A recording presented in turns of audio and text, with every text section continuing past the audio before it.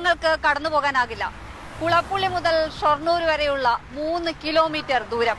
എണ്ണിയാലൊടുങ്ങാത്ത വൻ കുഴികൾ. കുഴികൾക്കിടയിൽ ഇടയ്ക്കെപ്പോഴോ തെളിഞ്ഞു കാണാം റോഡിന്റെ ചെറിയ കഷ്ണങ്ങൾ. റോഡില്ല, ഞങ്ങളുടെ തോട്ടുകൂടെയാണ് പോകുന്നത്. തോട്ടുകൂടെ പോണത്, റോഡൊന്നുമില്ല. വണ്ടിക്ക് പണികൾ വരിക, ലീഫ് മുറിയ, ജോയിന്റ് എല്ലാം കംപ്ലൈന്റ് ആണ്. ടയർ പൊളിയ. വൈകുന്നേരം തൈലം പറ്റിയിട്ട് കിടക്കണത്. രാവിലെ എണീക്കണമെങ്കിൽ മേലും കൈ വേണ്ടിട്ട് കടുകണ്ണ. എത്ര കുഴിയുണ്ടെന്ന് എണ്ണാൻ പറ്റുമോ ഇതുവരെ? നിലവിലൊരു 10-200 മുകളിലുണ്ട്. നിലവില് ഒരു കുറവുമില്ല. കൂടിയാലേ ഉള്ളൂ, കൂടുതൽ ഉള്ളൂ, കുറവൊന്നുമില്ല. എല്ലാ കൊല്ലം ഇതന്നെ ഇവര് പരിപാടി. ടാർ ചെയ്യും, അത് ഒരു കൊല്ലത്തിനുണ്ടാവുള്ളൂ. ഒരു പേപ്പർ കണത്തിലല്ലേ ചെയ്യുന്നത്.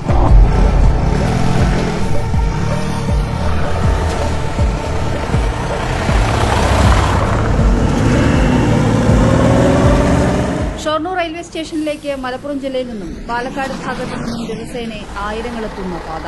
തൃശൂരിൽ നിന്ന് പട്ടാമ്പി പെരിന്തൽമണ്ണ ഭാഗത്തേക്ക് ബസ്സിലും സ്വന്തം വാഹനത്തിലും സഞ്ചരിക്കുന്നവർ വേറെയും. ദുരിത കുഴി താണ്ടി യാത്രക്കാർ ഇതുവഴി സഞ്ചരിക്കാൻ തുടങ്ങിയിട്ട് ഒരു വർഷത്തിലേറെയായി. നമ്മുടെ അവസ്ഥ ഗതികേടാലോചിച്ച നികുതി അടക്കുക, അവര് പറയണ നികുതി, റോഡ് ടാക്സ്, വണ്ടിക്ക് പണി. മഴ കൂടിയുണ്ടെങ്കിൽ ദുസ്സഹമാകും യാത്ര. റോഡേത് കുഴിയേതെന്നറിയാതെ വേണം സഞ്ചാരം. ഇരുചക്ര വാഹന യാത്രക്കാരാണ് അപകടത്തിൽപ്പെടുന്നതിലേറെ. ഓഫ് റോഡ് പരിശീലിക്കുന്നവർക്കൊക്കെ ഇവിടെ വന്നിട്ട് പരിശീലിക്കാം, പ്രാക്ടീസ് ചെയ്യാം. മികച്ച യാത്രാനുഭവമാണ്. പാതയുടെ നവീകരണം പ്രഖ്യാപിച്ചിട്ട് ഏകദേശം 5 വർഷമായി. 2021 നിർമ്മാണം ആരംഭിച്ച പാതയുടെ പണി ആദ്യ കരാറുകാരൻ പാതി വഴിയിൽ ഉപേക്ഷിച്ചതോടെയാണ് പ്രശ്നങ്ങളുടെ തുടക്കം.